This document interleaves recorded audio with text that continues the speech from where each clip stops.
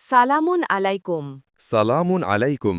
আজ আমরা কয়েকটি গুরুত্বপূর্ণ প্রশ্নের উত্তর পবিত্র কোরআন থেকে জানার চেষ্টা করব ইনশাআল্লাহ। ইনশাআল্লাহ। স্যার, পবিত্র কোরআনের ২৮ নম্বর সূরা আল কাসাসের ৮৫ নম্বর আয়াত এবং ২৪ নম্বর সূরা আন নূরের ১ নম্বর আয়াত অনুযায়ী আমরা জানি যে কোরআন শিক্ষা করা আমাদের জন্য ফরজ। হ্যাঁ, অবশ্যই।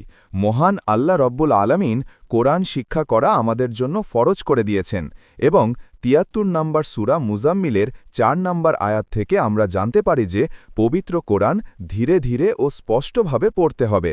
জি স্যার, এখন আমার প্রশ্ন হল যে যারা কোরআন পড়ে না বা মেনে চলে না তাদেরকে কি কিয়ামতের দিন কোরআন সম্পর্কে কোনো প্রশ্ন করা হবে?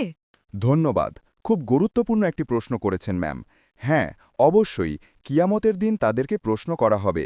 এ সম্পর্কে পবিত্র কোরআনের ৪৩ নম্বর সূরা আজ জুখরুফের ৪৪ নম্বর আয়াতে মহান আল্লাহ রাব্বুল আলামিন তার রাসূলকে বলেছেন যে নিশ্চয়ই এ কোরআন তোমার ও তোমার কওমের জন্য উপদেশ এবং অচিরেই তোমাদেরকে জিজ্ঞাসা করা হবে।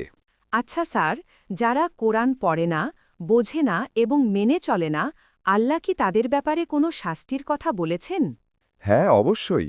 পবিত্র কোরআনের ২০ নম্বর সূরা তোহার ১২৪, ১২৫ এবং ১২৬ নম্বর আয়াত থেকে আমরা এটা জানতে পারি যে যারা কোরআন পড়েনি, বোঝেনি এবং মেনে চলেনি, অর্থাৎ আল্লাহর উপদেশ থেকে মুখ ফিরিয়ে নিয়েছে, কিয়ামতের দিন আল্লাহ তাদেরকে অন্ধ অবস্থায় ওঠাবেন।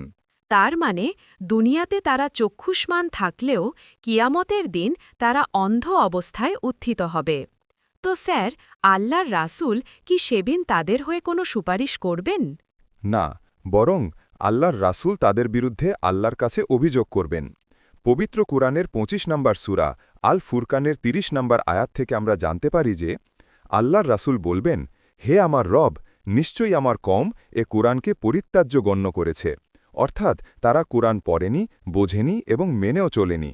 সুতরাং আমাদের অবশ্যই কোরআন পড়তে হবে, বুঝতে হবে, কোরআন থেকে উপদেশ গ্রহণ করতে হবে এবং মেনে চলতে হবে।